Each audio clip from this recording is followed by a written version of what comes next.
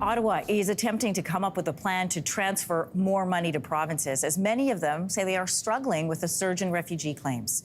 While the vast majority of asylum seekers continue to settle in the provinces of Quebec and Ontario, Alberta, Manitoba, and BC have seen their numbers roughly double from the same period last year. Joining us with more this morning is Sherry Aiken. She's an associate professor of law at Queen's University. Welcome back to Your Morning.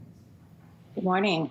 So we know that refugee numbers are surging as most provinces are trying to grapple with the crisis in healthcare, education, and housing. What will the arrival of more refugees mean for the problems that already exist? What does it mean for the people who come here?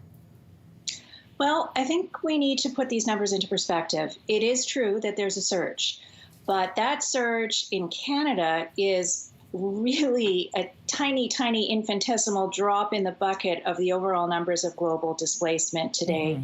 Record numbers internationally, of which Canada receives a very tiny fraction.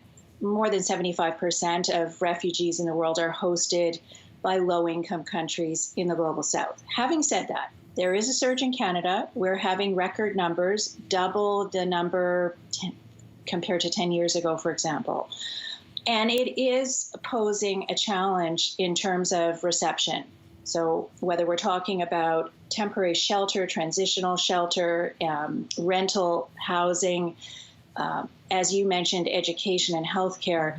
But it's also important to understand that asylum seekers are not the sole or indeed most important strain on this public infrastructure. We have over 1 million international students. We have the financialization of the housing market that has been going on for decades now and is the primary reason why there's so many challenges in relation to housing. We've got chronic underfunding with the public healthcare system. So all of those things are a perfect storm. Right.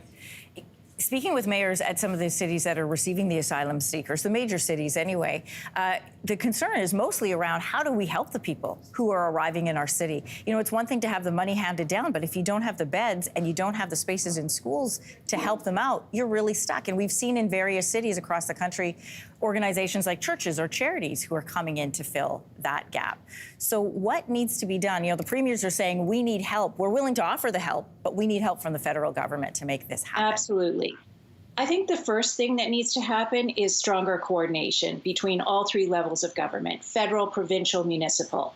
There needs to be an eye on who's coming in what numbers, where are they going, and what services and supports need to be in place. And it's a matter of not just the money, but effective use of that money and ensuring very critically that civil society organizations, the organizations you just mentioned, are funded to the levels that they're able to provide the service. And we see them stepping in all the time. I mean, last year, this time, there was a huge outcry because there were asylum seekers sleeping on the sidewalks on Peter Street in Toronto. Yes, just around the corner from here. Who stepped in? Right?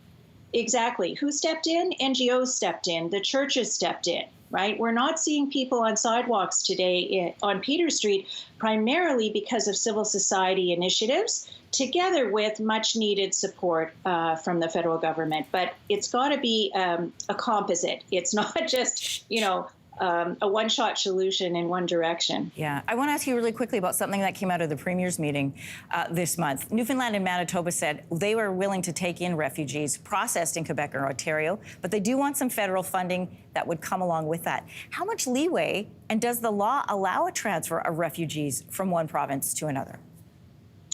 Well, that's an interesting question.